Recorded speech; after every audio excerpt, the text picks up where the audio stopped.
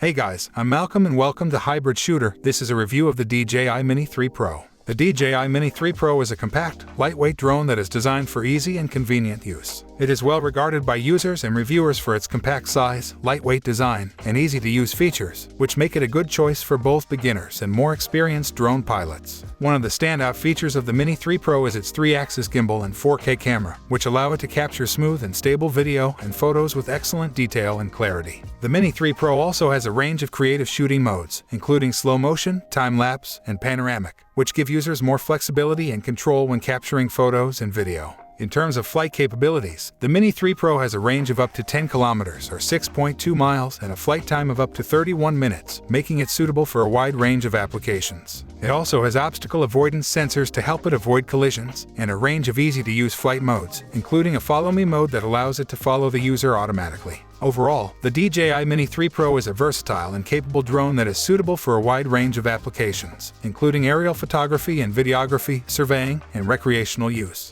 It is a good choice for anyone looking for a small, portable drone that is easy to use and capable of capturing high-quality photos and video. If you like this video, don't forget to hit the like button and subscribe.